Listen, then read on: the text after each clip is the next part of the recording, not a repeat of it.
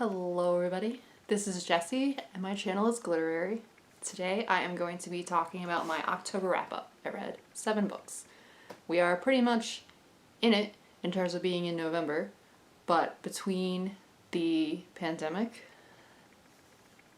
the election, and then the fact that it now gets dark as soon as it got light, I have not been doing great in terms of staying on task with what I need to do. So better late than never, is what I say. I invented that expression. Right. Most of my books were library books or borrowed from people instead of the institution, or they were Kindle books. So I'm just gonna and insert a picture in post. The very first book that I read is If I Had Your Face by Francis Cha. This book takes place in South Korea. The summary on the inside flap says it's about 4 women, but it's about 5 women. There's a secret bonus woman. And they are navigating South Korean challenges in terms of being young, 20-somethings, in a society where beauty standards are impossibly high, plastic surgery is the norm, being crazy in debt is the norm, it being impossible to find a well-paying job is the norm. A lot of things that are pretty challenging to deal with are the norm.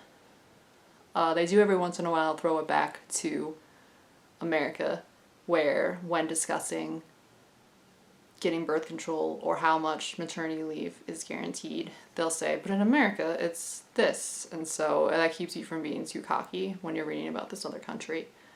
I think it's interesting because it takes place in South Korea. I think it's by a South Korean woman, yet it's definitely aimed at Westerners. And I know people who read it who are from South Korea, and they kind of felt like there was nothing to it. So other than familiarizing yourself with the culture and it seeming like a bit of a crazy new world, there's not that much depth with exploring the themes of capitalism, feminism, partnerships, and growing up. And I kind of felt that way too. I don't know that much about South Korea other than what I see in, movies and absorb from popular culture. So while I knew like some of it, I didn't know the depths that certain things get to. I didn't know what it was like to work in a hostess club. But it was definitely very commercial instead of being more literary fiction, which is kind of my speed. I enjoyed it, the writing was good. It just didn't wow me. It's definitely not something that I'm going to be like thinking about for a really long time. Unlike the next book I read, which is My Year of Rest and Relaxation by Otessa Mushveg. This book, I had such a weird relationship to it. It is about a woman who embarks on a experiment, so to speak, that she believes will cure her, where for 1 year she's going to spend as much of it asleep as possible through the use of pharmaceuticals and kind of putting herself to sleep with like familiar movies. She aims to be asleep like 95% of the day, other than necessities like getting up to eat. Basic things you need to do to stay alive.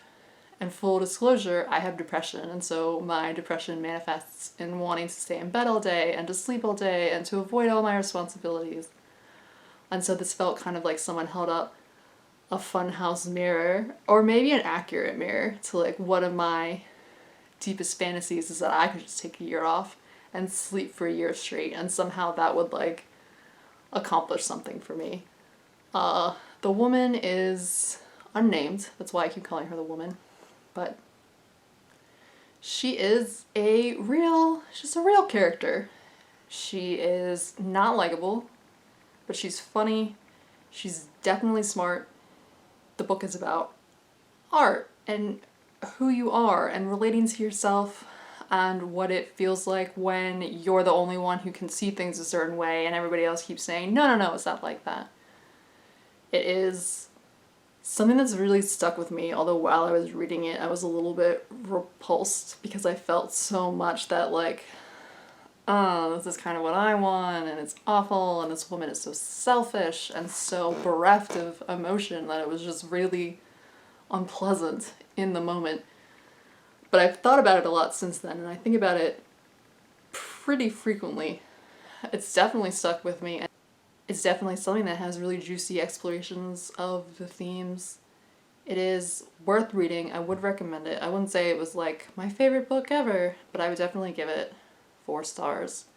I don't usually give books stars or think about them in that way, but lately to talk about them, to review them, I've kind of started because I feel the need to do the subjective categorization to justify a kind of hierarchy of where books go and try to communicate to someone else who has a completely different subjective way of starring books. It's a little bit silly, but it works. Everyone does stars. I can do stars. What's the book I read next? I don't remember. Never Home.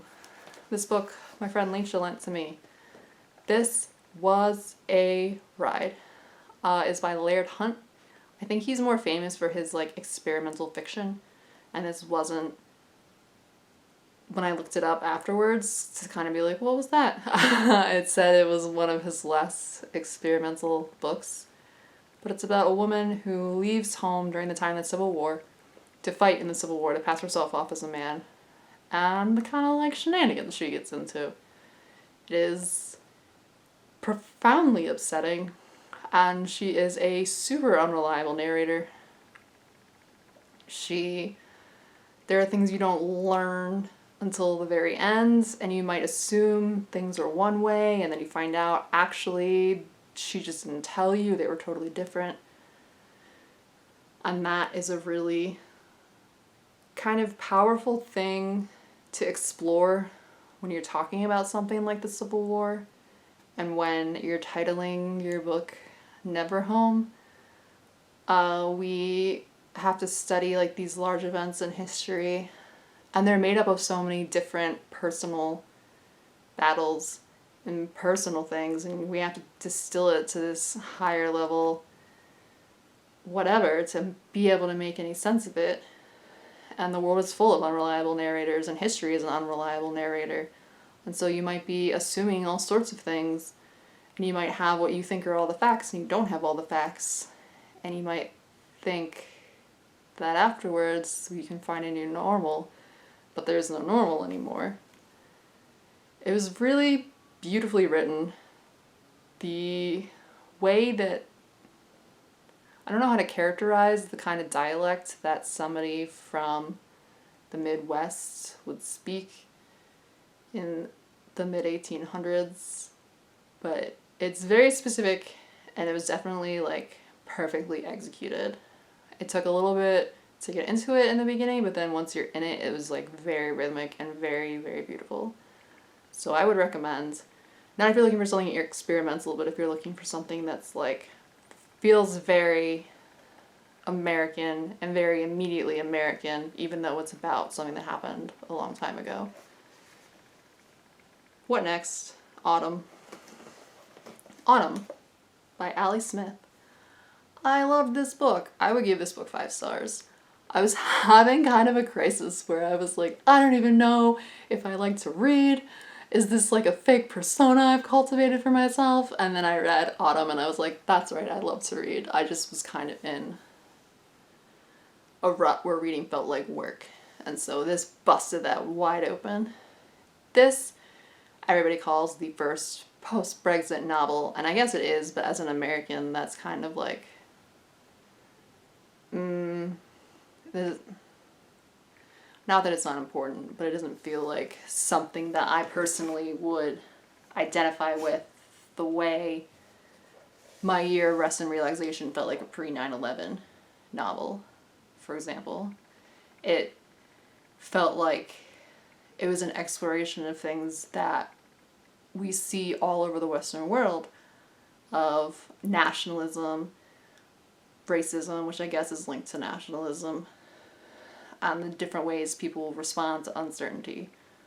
So in that way it felt very immediate and very real, but for so long, for me, like, Brexit felt like this bizarre thing that nobody knew what was going to happen, and you would read the news and it was like, we don't even know if it's real, if they're going to do it, they might not.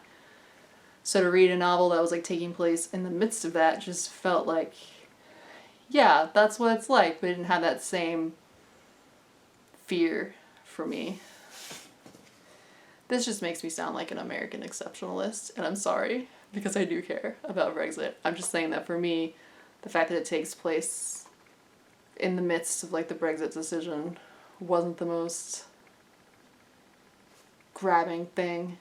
It was the way the book talked about art, and the way it talked about relationships, and the way it talked about love, and the way that you feel such profound things for people and you don't see them again, and then what happens when we die, and what happens when we're dying, and all the things you wish you had said. And that was just so beautiful. And it sort of felt like it was happening now, and Brexit's happening now, so of course it's talking about Brexit, because it's in England, rather than being something that was like informed by Brexit, if that makes any sense. I really loved it. I love Allie Smith. Can't get enough of her. That's all I have to say. 5 stars. Mexican Gothic was the next thing I read. Mexican Gothic by Silvia Moreno Garcia. My cat is crying. This book. So initially I like posted on Instagram something that I don't necessarily agree with anymore, and that was that I was disappointed because I was like, oh, a Mexican Gothic, in the way that like Flannery O'Connor writes Southern Gothic. I was gonna learn about this whole new flavor of Gothic literature, but it was very, very European, purposefully so, like literally takes place with people who are from England, born of people from England who have lived a very cloistered life and don't even speak Spanish inside the home, and the dirt used in the estate is itself imported from England. Everything's imported from England. And so the elements of the Gothic tale are very, very English. They're things that like feel familiar if you've read like Wuthering Heights or things like that. And I found that initially very disappointing, but the more I think about it, the more I feel like the main character, Noemi, who I loved, I thought she was like brilliantly developed. Herself as a Mexican person grown up in Mexico City in the 1950s, interacting with these elements that were like alien to her because it was like 1850s England. Her reactions, I think, were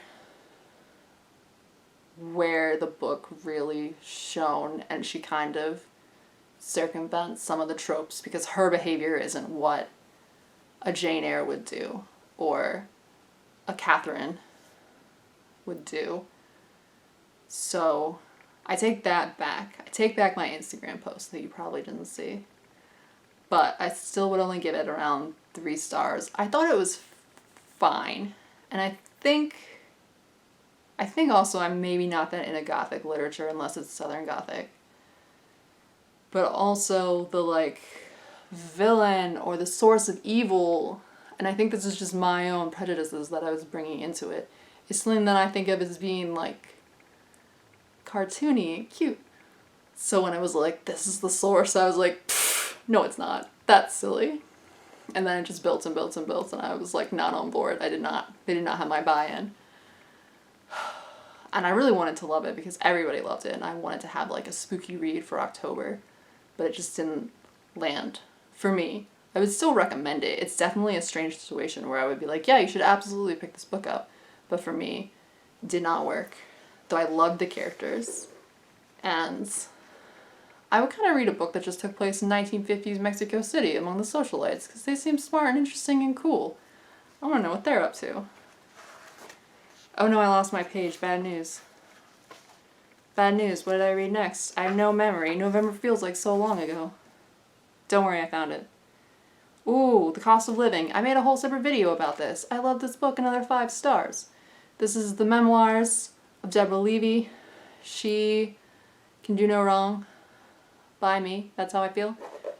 It explored her relationship to motherhood, to wifehood, to society's relationship to motherhood and wifehood, and her relationship to her own mother as her relationship to motherhood. And it was just like funny, and things happened. It's really fast paced. It was like a really fun and interesting read at the same time. Like, usually if you read that kind of nonfiction that like borders on theory, you're like, this is a serious time and we're learning. But I was like loving it. I was having a great time. Cannot recommend enough The Cost of Living. Like, absolutely go read it. And the last book I read that I didn't even write down, because it was the last book I read, so I forgot to write it down, was Mythologies by Roland Barthes. That's how French people say it. You shouldn't really worry about how you pronounce things when you're speaking French, because French people sound like dweebs when they say English things. If you've ever heard a French person say Google as Google, you will not worry about the way you pronounce a French word ever again. Anyway, that's neither here nor there. But Mythologies is super fascinating. So Roland Barthes is a semiologist. He is an expert on signs and symbols and the way they tell stories and signify things in the world. And his book Mythologies isn't about like Norse or Greek or even ancient French stories. It's about like modernity and the way even Romanness is signified in an American film, or what we're really watching when we watch wrestling. It's super... Some of it was like very hard to get through, I will admit. Like, I don't know if this is a I've never tried to read it in the original French, and so I don't know if this is just the translation, keeping it very highbrow. But sometimes I had to read a sentence like 5 times to make sense of it. But I love Roland Barthes, and this was like fascinating, even though a lot of times it was talking about things like, I don't know anything about French professional wrestling, but I was enthralled by how he describes it and how he describes the heel. These were things I would think about like all day. It is full of like mini essays that are like 2 pages long, baby essays, little cutie pies, and you'll read them and you'll think about them for forever afterwards. I asked for Lover's Discourse for Crimbus because that is how much I loved it. I love Roland Barthes. So that's what I read in October. Thank you for watching my video. Please like and subscribe if you feel so inclined. And, have a great day. Bye!